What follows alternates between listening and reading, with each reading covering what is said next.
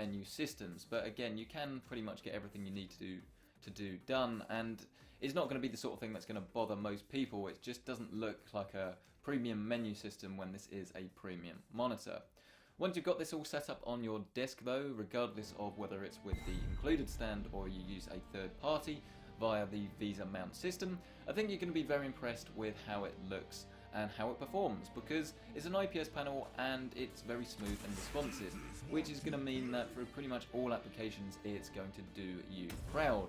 If you're just going to use this as a general use monitor, then it's a little bit overpriced for what you're going to be doing with it, but regardless, it doesn't matter whether you're simply just browsing songs through Spotify or Tidal, whether you're looking at images on Facebook, watching videos on YouTube, it doesn't matter, everything looks really nice. The blacks are nice and deep, the contrast is very good, and the colours always seem to pop.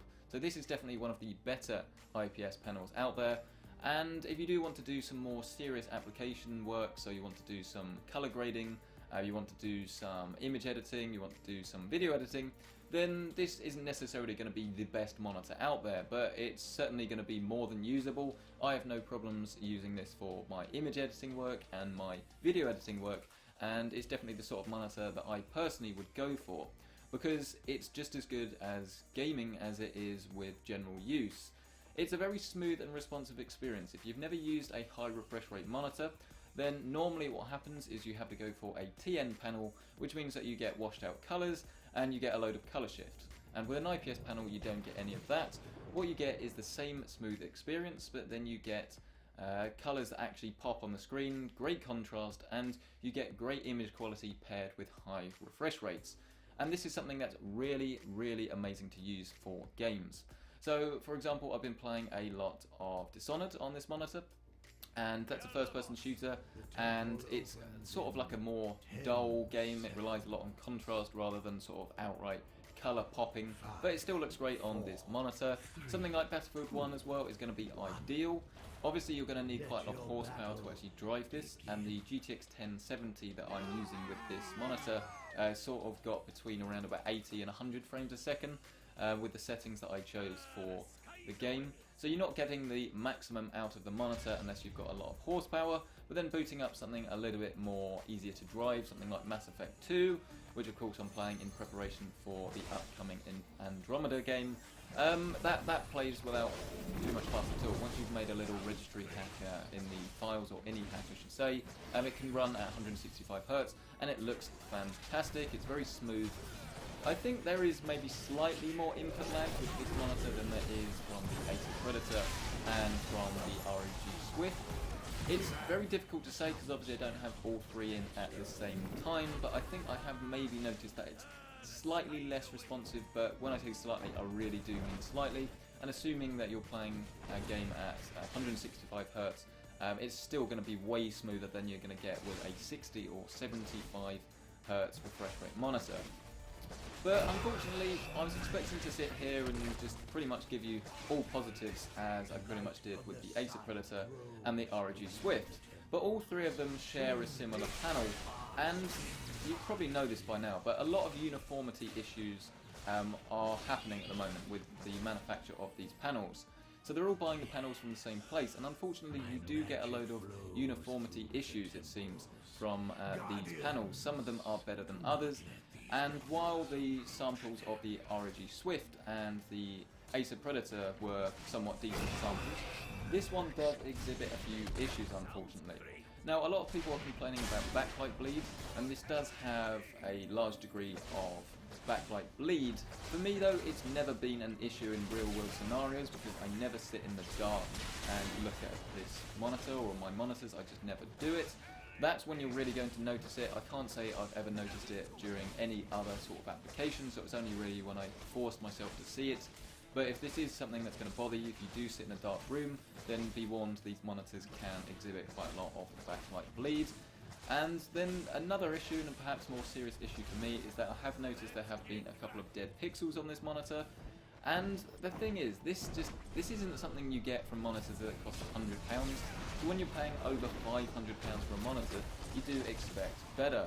The problem is though that it's not going to be specific to this model, it's going to be specific to the panel type, and it doesn't matter what manufacturer you buy it from, you might get a problem like this, which is a shame. And the easy way of course to get around this is to just send the monitor back and get a new one, but then you might have the same issues.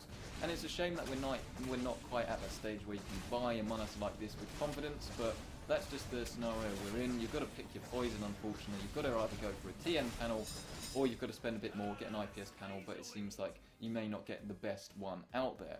But assuming that you do get one that doesn't exhibit these issues, there's really not that much to fault about this monitor. It's very well priced, it has a good looking design, and it's pretty much ideal for gaming and non-gaming scenarios, which is why overall, in line with my reviews of the other monitors, I'm awarding this the top purchase award.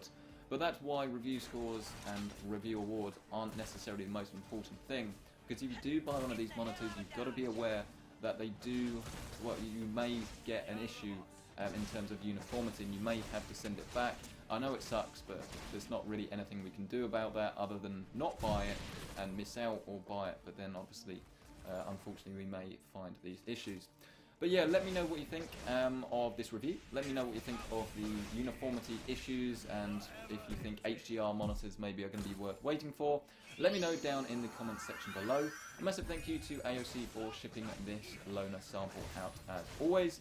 Thanks to Corsair for sponsoring the channel. Subscribe if you haven't already for more monitor reviews. Click the little eye to see the rest of my monitor reviews, and I'll see you in the next video.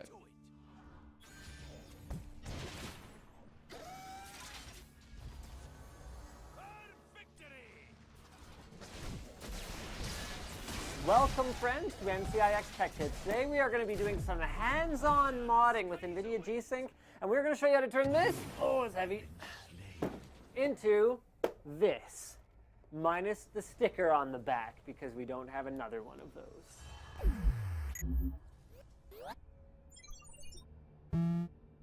So today we are going to be doing a real-time install of a G-Sync module into an Asus VG248Q monitor. It's super easy, and we were actually going to do this with our other introductory G-Sync video, but Wheels ironically got hit by a car, so we're going to do it for you today. That's not irony. Who scripted this? It's not ironic. It's just sad. He did actually get hit by a car that day. That was why we didn't get it done. We had a shortened filming day anyway. On that somber note, G-Sync is really exciting, and it's the adaptive variable frame rate technology that kills screen tearing while eliminating stuttering and input lag as well. Gaming just feels super smooth. It works really well, but unfortunately, you kind of have to either buy a pre-modded monitor or win a module in a contest, or maybe there'll be ways for you to buy them by the time you watch this video or whatever else. So it is a little bit expensive and or tricky at this point, but we are here to make that easier. So you're going to need a few tools to do the job. You're going to need a spudger, but because oh no, I don't have mine today, so I'm just going to be using a flathead screwdriver tip, and I will scratch the monitor a little bit, so be aware of that. Then you will also need a Phillips head screwdriver tip, and other than that, we're ready to dig right in, so to speak. Don't worry, I didn't hit the monitor, it's all good. I was just doing that for dramatic effect. Step one is to lay the monitor down on a nice, soft, flat surface, and then you can usually do this with your fingernail, but you're going to want to take out the 4 little protective nubbins on the 4 screws that hold on the monitor stand. Don't worry, we will be putting these back, so worry about losing them. You don't want to lose them. Here we go, 4 of those. Next up, we're going to use a standard, I think it's a number 2 Phillips head screwdriver. Yes, it is. To remove these 4 screws, because if we don't, we will break the monitor when we try to pry the front of the bezel from the back. I always recommend removing screws by first loosening them in a cross pattern and then removing the rest of them in a cross pattern. But you can see that that is clearly not what I'm doing. This is a case of watching the video on mute being a bad idea, no matter how obnoxious you are finding this voiceover. So once we've done that, we can move on to the prying part.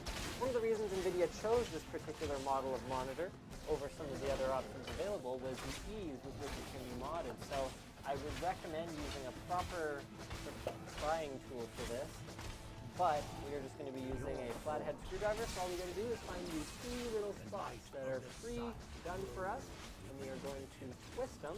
It's always better to stab and twist for most effect. Boom, until we hear that crack. And there's one at this side. There we go. And once we've done that, we can basically like jam our fingers in there and pry the whole thing out. Just a moment here. And yeah, we might need that screwdriver again. This is the kind of stuff that's pretty fun. I got this. Okay. Come on up, you. Sometimes you gotta kind of creep around to the edge here a little bit. Give it the old twist. And then, okay. Well, you know, the first one I tried this on. Oh, there we go. Woo! Exciting. Be careful not to break the clips. It'll be hard to put it back together without those. So just be gentle, but forceful. Gentle, but forceful.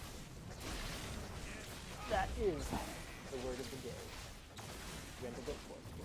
3 words.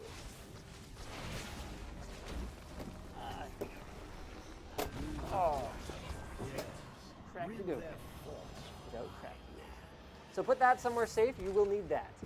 Now, you see that, apparently this already had some things installed on it. Okay, so now you see where we will have to take, actually it's tape that holds the whole thing together, which is sort of exciting. So we're gonna undo all of the connectors. So first, you're gonna wanna pull this connector out a little bit. Okay, just kinda, pull that out a little bit. Then, there we go. That should come up, there we go. You lift that up, and that ribbon connector comes off. And you gently, pulling on the plastic here, pull that connector out. That's for the speakers. We will not be hooking those back up. The monitor will no longer speak to you. You will not be on speaking terms with your monitor. There's nowhere on the G-Sync module. Then we will go ahead and pull this baby out. Very carefully as well. We will pull this baby out. Very carefully as well. A little grip on the top there. And then finally, we will pull this guy out. And then you see that there is tape holding the monitor together. That is apparently pretty normal, at least on this monitor, to have tape holding it in. So we go ahead and peel that back. The good news is this is extremely sticky, very awesome tape. Not just regular tape holding your monitor together, like metal tape. Like adhesive on one side and adhesive on the other side. Because that doesn't necessarily indicate it's anything other than regular tape. Go ahead and peel back from the module itself, which will make installing the altered module a little bit on the easier side. Oh, yeah, see, I wish I had better fingernails. Quite challenging. I don't know why we committed to do this in real time, but hopefully you guys are still enjoying the ride here. It's not the first time I've had to say that in my life. You know? Always awkward though. All right, so now we see that the next step, I didn't actually realize that this doesn't come as pre-assembled like this, so we'll walk you guys through actually putting the G-Sync module PCB into this one. So in much the same way that if you were working on any sensitive electronic component, you want to make sure that you are correctly grounded. You're going to want to make sure that you have an anti-static grounding strap on before proceeding with this next step, or really any of these steps. And we're going to start by removing the electronics that were in the monitor in the first place. Keeping all screws in one place for safety. One of the things I like to do is I like to put them down on the table next to it, if I don't have a little bin for it, in like a corresponding to where they were installed location. That would be a slightly handy little way to do that. I've actually never removed this piece before, so this is a bit of a voyage of discovery for all of us. Go ahead and move these two down here. Evidently hold that in.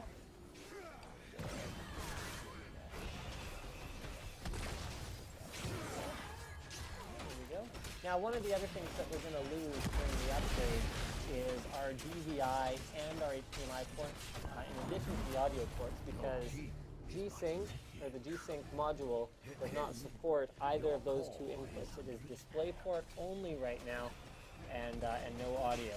So this whole thing is going to come out.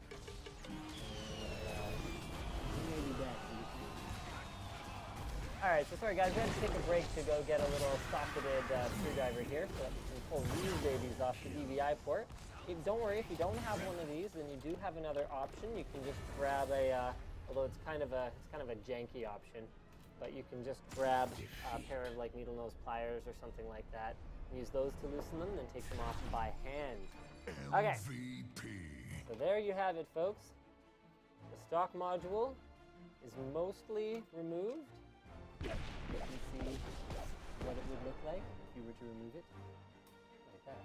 All right, then the next thing we need is to remove the power cord. So that's the, that goes to the power input, and then there's a board here, and then there's a power lead over to the input. So let's go ahead and take out these, looks like 3 screws. This is quite the voyage of discovery. Another option, guys, if you don't trust yourself to keep screws organized, like me, you can see that my system fell apart very quickly there, is filming yourself while you do it, because that's never awkward.